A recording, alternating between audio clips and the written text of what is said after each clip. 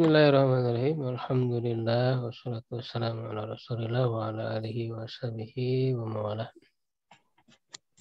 Mulai sekalian di malam hari ini kita kembali dalam kajian matan dasar ilmu nahu dan ilmu tasrif. Insyaallah di kesempatan malam hari ini melanjutkan pembahasan matan ilmu nahu ya al-ajurrumiyah. Masuk di pembahasan masdar. Masdar maksudnya di sini maf'ul mutlak. Ya, karena ini bukan pembahasan ilmu tasrif ya, karena masdar itu sebetulnya dia adalah pembahasan ilmu tasrif karena dia adalah salah satu sigot. Ya, dalam tasrif namanya masdar. Ya, tetapi karena ini pembahasan ilmu nahu, ya, yang dimaksud masdar ketika disebut masdar dalam pembahasan ilmu nahu maksudnya maf'ul mutlak. Kenapa disebut masdar maf'ul mutlak itu? Ya, karena maf'ul mutlak ya harus berupa masdar, selalu berupa masdar maf'ul mutlak itu.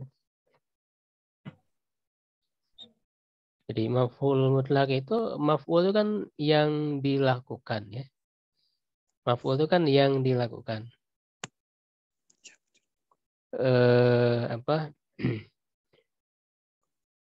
Dan mutlak itu dalam arti tanpa ada embel-embel lagi. Gitu. Pokoknya yang dilakukan aja, beda dengan maf'ul bih. Yang dilakukan bihi, pakai bih kan, dengannya. Maksudnya dia kalau yang dilakukan itu sebetulnya kan menunjukkan pekerjaannya kan. Benar ya? Ya. Yang dilakukan, berarti pekerjaan kan, pekerjaan yang dilakukan kan, perbuatannya kan. Maf'ul mutlak itu berarti yang menunjukkan perbuatannya, pekerjaan yang dilakukannya. Sedangkan kalau maf'ul bih yang dilakukan dengan ya, maksudnya dia objek yang terkena pekerjaan itu. Ya kan? Maf'ul fi yang dilakukan padanya menunjukkan apa? Tempat atau waktunya. Yang dilakukan pada waktu apa, yang dilakukan di tempat apa gitu. Ya, maf'ul li ajli yang dilakukan karenanya. Nah, ini berarti alasan. Lakukan itu karena apa? Maf'ul li ajli. Nah, kalau maf'ul mutlak dia nggak ada embel-embelnya, nggak ada bihi, nggak ada fihi, nggak ada li ajlihi atau lahu.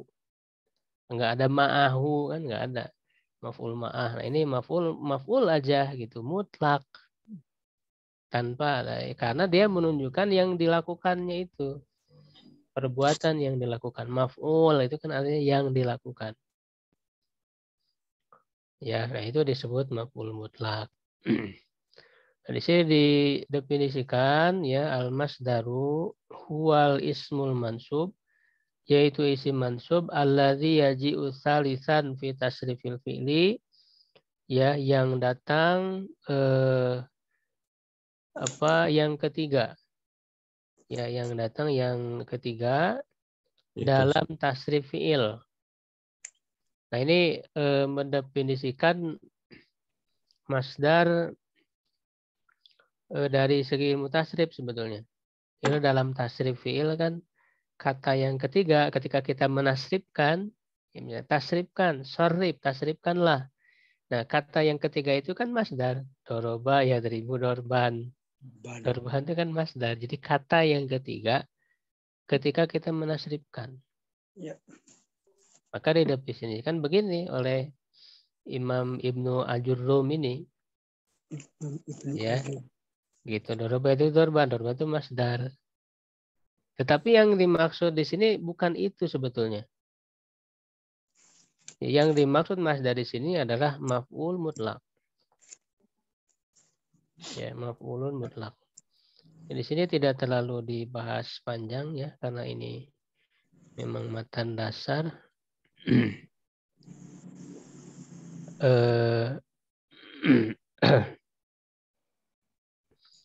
Ya, sebetulnya maf'ul mutlak ini sebagaimana di kitab-kitab syarah ya, termasuk di buku teori kunci yang saya tulis. Itu di situ ada tiga makna untuk maf'ul mutlak itu. Satu apa? Ingat li ta'kidil fi'li ya, untuk menguatkan arti pekerjaan ya, yaitu dengan masdarnya saja, masdar aslinya. Dorban. Nah, misalnya dorob itu dorban. Nah kalau menunjukkan makna menguatkan pekerjaannya ya berarti ada makna taukid ya, benar-benar atau sungguh-sungguh. Dorob itu dorban, saya telah benar-benar memukul. Jadi ada makna taukidnya. Nador itu nazron atau nazoron. Saya benar-benar melihat. Jalas itu julusan, saya benar-benar duduk. Ya kan, akal itu aklan, saya benar-benar makan. Syarib itu apa? Surban, saya benar-benar minum. Ya, itu pertama menunjukkan penguat arti pekerjaannya itu. Nah, kalau untuk menunjukkan penguat arti pekerjaan berarti dia untuk menjawab ya atau menghilangkan keraguan orang yang bertanya apakah benar-benar dia melakukan pekerjaan itu. Ya, jadi untuk menghilangkan keraguan berarti kan. Ya, misalnya Ali telah memukul. Apakah orang itu ragu? Apakah Ali itu benar memukul atau tidak? Maka kita buat maf'ul mutlak li ta'kidil fi'li doroba Aliyun dorban. Ya, itu tanpa mendatangkan huruf taukid ya. Karena taukid itu kan bisa juga dengan huruf saya. Qad doroba Aliyun. Qad doroba. Sungguh telah memukul. Ya, bisa juga dengan huruf. Tapi ini dengan maf'ul mutlak. Yang kedua apa? Libayani nau'ihi, menjelaskan macamnya. Jenis pekerjaannya itu bagaimana sifatnya. Ya, gitu. Memukul misalnya memukulnya itu bagaimana? Apakah dengan pukulan yang keras ataukah dengan lembut ya ataukah bagaimana? Nah, ini libayani nau'i. Ya, maka untuk menunjukkan nau ya atau macam dari pekerjaan itu, ya itu ditambahkan sifat ataupun mudhof ilaih setelahnya.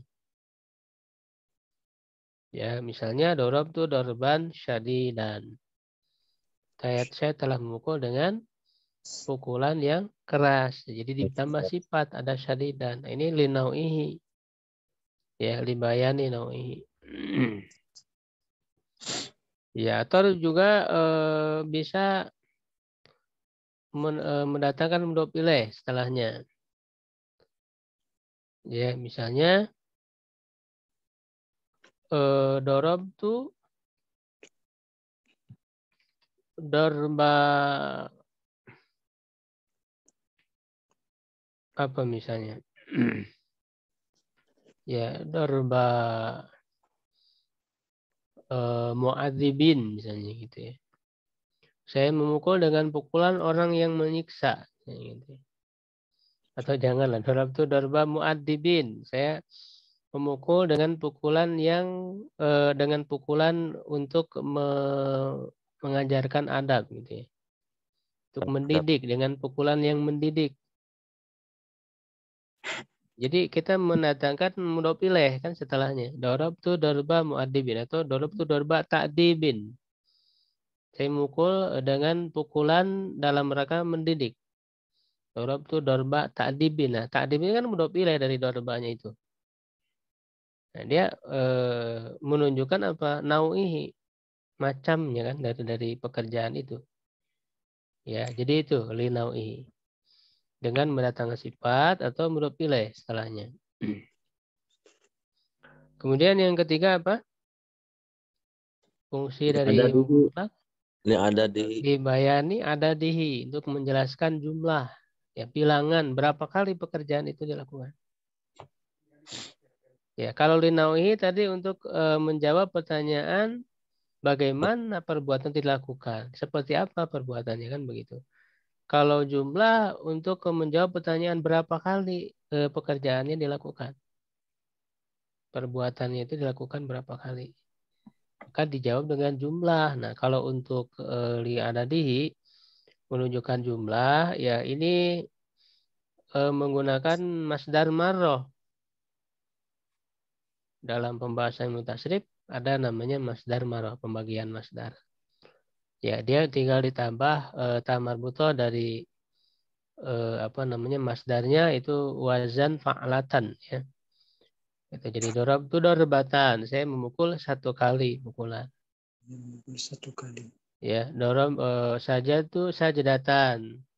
Saya Sajadatan. sujud satu kali sujud. Roka itu rokaatan. Saya ruku satu kali ruku. Itu rokaatan. Rokaatan wazannya semua sama fa'latan. Fa'latan. Wazannya fa'latan. Jalas tuh jalasatan, satu kali duduk. Akal tuh aklatan, saya makan satu kali makan, semua begitu. Nah itu kalau untuk satu kali, untuk dua kali ya tinggal dirubah ke bentuk musanna. Darab tuh darbata ini. Bata ini. Ya sajadata ini. Sajadata ini. Ya kalau kemudian bilangan yang lebih dari itu 3 ke atas, ya berarti ditambah bilangannya. Lalu masdarnya itu menjadi mudhof ilaih. Ya, Kalau bilangan 3 sampai 10 ya. Karena bilangan ada rinciannya lagi ini. Untuk i'rab bilangan ada rinciannya. 3 sampai 10 masdarnya berubah jadi mudhof ilaihnya. Nah, yang menjadi maf'ul mutlaknya bilangannya. Misalnya darabtu salasa darbatin. Ro-nya berubah jadi sukun, darbatin. Nah, salasanya yang menjadi maf'ul mutlak. Sedangkan darbatinnya menjadi apa? Jadi mudhof ilaih. Berpindah ke bilangannya. Maf'ul mutlaknya itu berpindah ke bilangan ya sampai 10 ya. Misalnya akal tuh arba'a aklatin. Arba'anya maf'ul mutlak. Ya kan?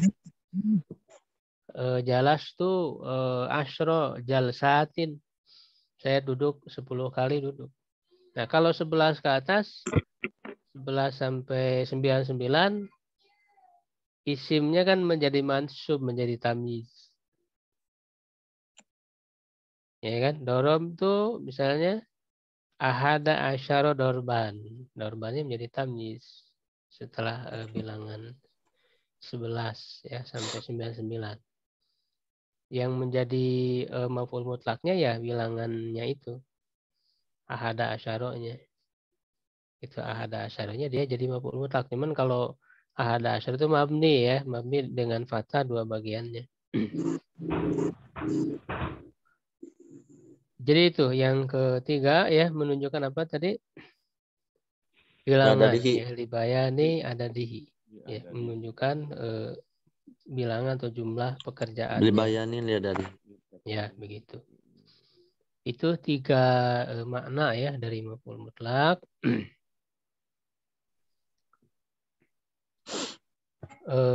Maka maf'ul mutlak ada ketentuan-ketentuan ya. Yang pertama maf'ul mutlak harus masdar tadi ya.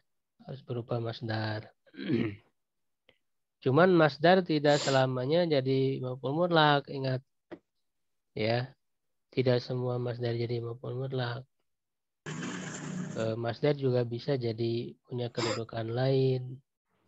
Bisa jadi fa'il, idza jaa nasrullah, misalnya nasrun masdar menjadi fa'il. Begitu. Nah, kalau yang maf'ul mutlak ini kan harus didahului oleh fi'ilnya. Fi'il atau yang semakna dengan fi'il. Seperti tadi dalam contoh yang Bu Endah tadi bisa berupa isim fa'il tadi, sajidina sujuda huduin gitu kan. Sujuda maf'ul mutlak. Amilnya mana? Bukan fi'il, tapi isim fa'il kan, sajidin. Tapi isim fa'il itu juga bermakna fi'il. Gitu. Itu jadi maf'ul mutlak.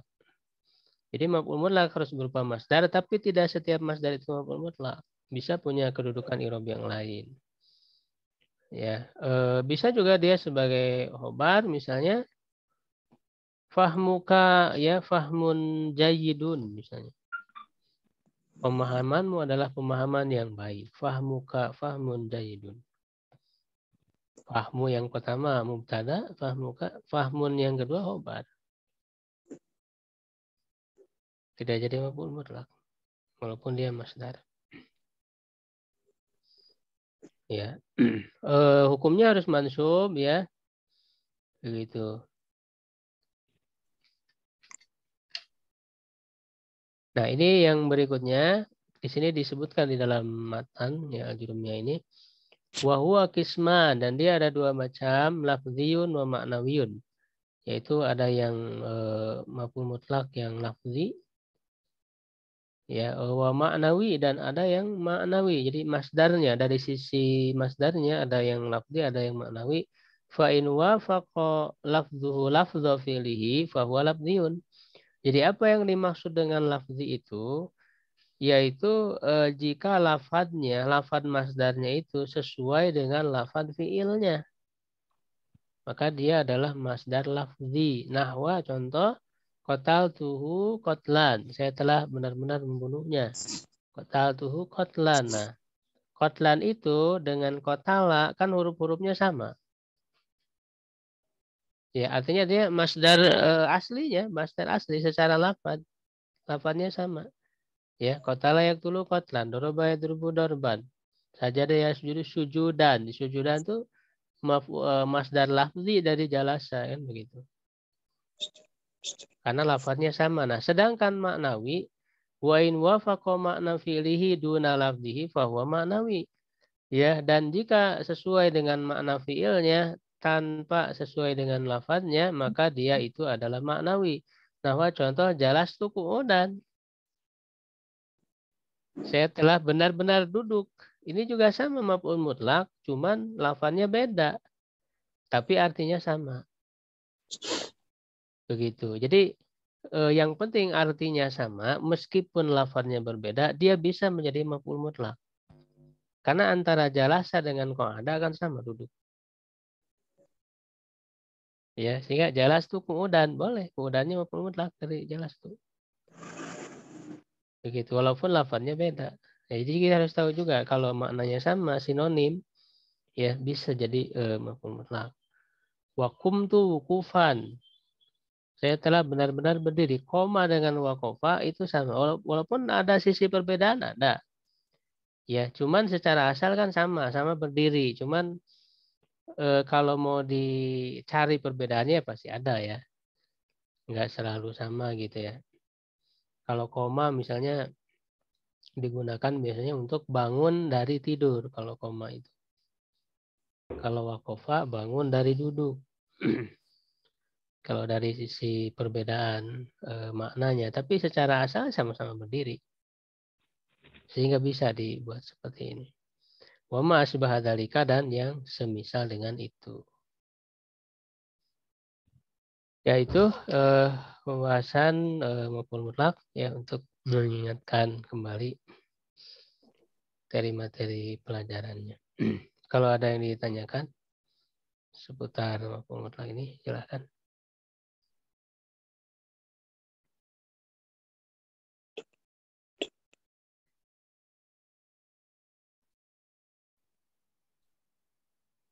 Kontrol, ada yang barangkali ada yang ditanyakan.